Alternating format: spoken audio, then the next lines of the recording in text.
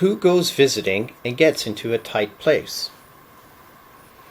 Edward Bear, known to his friends as Winnie the Pooh, or Pooh for short, was walking through the forest one day, humming proudly to himself.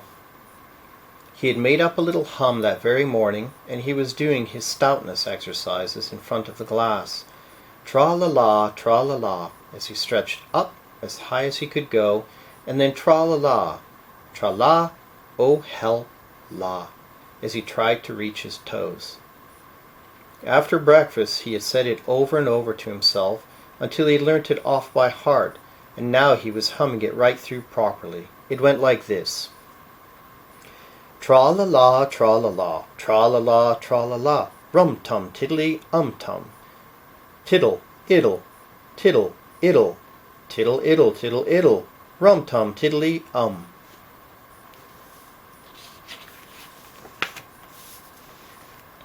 Well, he was humming this hum to himself and walking along gaily, wondering what everybody else was doing, and what it felt like, being somebody else, when suddenly he came to a sandy bank, and in the bank was a large hole. "Aha!" said Pooh. "Rum-tiddle-um-tum. If I know anything about anything, that hole means rabbit," he said, "and rabbit means company," he said, "and company means food and listening to me humming and such like, rum-tum-tiddly-um." So he bent down, put his head into the hole, and called out, "Is anybody at home?" There was a sudden scuffling noise from inside the hole, and then silence. "What I said was, 'Is anybody at home?'" called out Pooh very loudly. "No," said a voice, and then added, "You needn't shout so loud. I heard you quite well the first time." "Bother," said Pooh. "Isn't there anybody here at all?" "Nobody."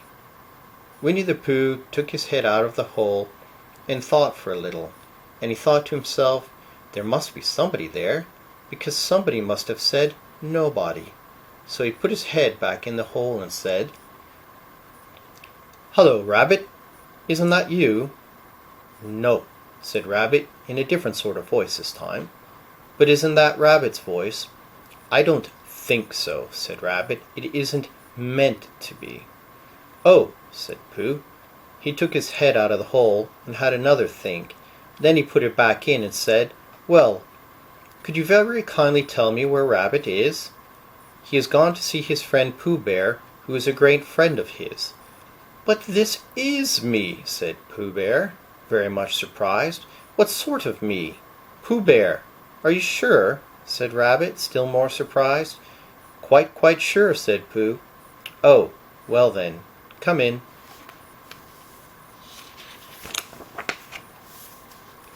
So Pooh pushed and pushed and pushed his way through the hole, and at last he got in. "You are quite right," said Rabbit, looking at him all over. "It is you. Glad to see you." "Who did you think it was?" "Well, I wasn't sure. You know how it is in the forest. One can't have everybody coming into one's house. One has to be careful about a mouthful of something." Pooh always liked a little something at 11 o'clock in the morning, and he was very glad to see Rabbit getting out the plates and mugs. And when Rabbit said, "Honey or condensed milk with your bread?" he was so excited that he said, "Both," and then, so as not to seem greedy, he added, "But don't bother about the bread, please."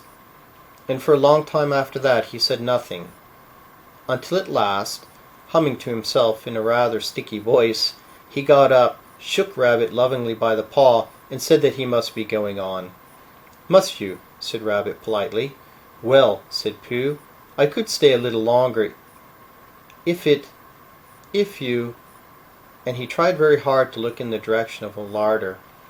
"As a matter of fact," said Rabbit, "I was going out myself directly." "Oh, well then, I'll be going on. Goodbye." "Well, goodbye, if you're sure you won't have any more." "Is there any more?" asked Pooh quickly. Rabbit took the covers off the dishes and said, "No, there wasn't." "I thought not," said Pooh, nodding to himself. "Well, goodbye, I must be going on." So he started to climb out of the hole. He pulled with his front paws and pushed with his back paws, and in a little while his nose was out in the open again, and then his ears, and then his front paws, and then his shoulders, and then... "Oh, help!" said Pooh. "I'd better go back." "Oh, bother!" said Pooh. "I shall have to go on." "I can't do either," said Pooh. "Oh, help and bother!"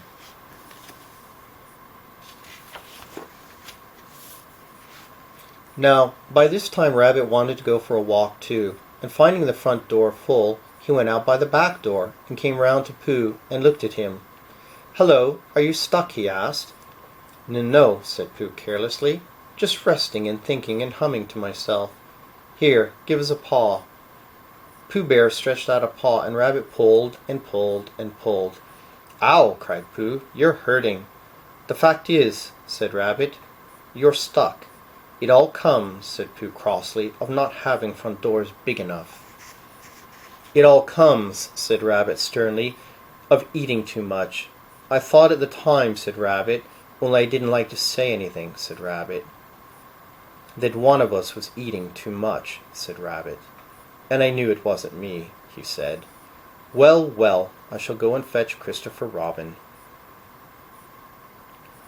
Christopher Robin lived at the other end of the forest, and when he came back with Rabbit and saw the front half of Pooh, he said, "Silly old bear," in such a loving voice that everybody felt quite hopeful again. "I was just beginning to think," said Bear, sniffing slightly, "that Rabbit might never be able to use his front door again. And I should hate that," he said. "So should I," said Rabbit. "Use his front door again," said Christopher Robin. "Of course he'll use his front door again." "Good," said Rabbit. "If we can't pull you out, Pooh, we might push you back in." Rabbit scratched his whiskers thoughtfully and pointed out that when once Pooh was pushed back, he was back, and of course nobody was more glad to see Pooh than he was. Still, there it was. Some lived in trees and some lived underground, and... "You mean I'd never get out," said Pooh. "I mean," said Rabbit, "that having got so far, it seems a pity to waste it."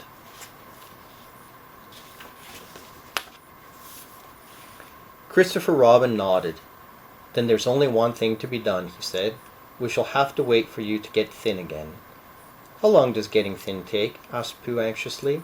"About a week, I should think. But I can't stay here for a week." "You can stay here all right, silly old bear. It's getting you out which is so difficult." "We'll read to you," said Rabbit cheerfully. "And I hope it won't snow," he added. "And I say, old fellow, you're taking up a good deal of room in my house.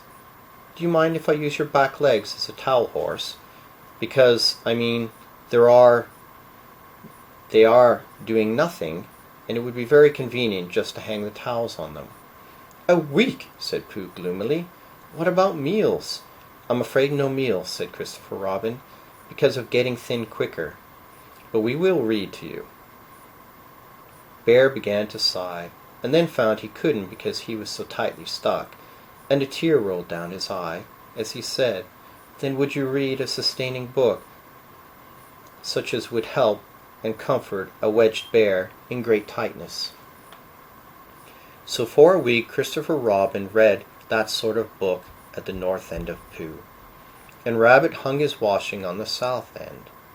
And in between Bear felt himself getting slenderer and slenderer, and at the end of the week Christopher Robin said, "Now."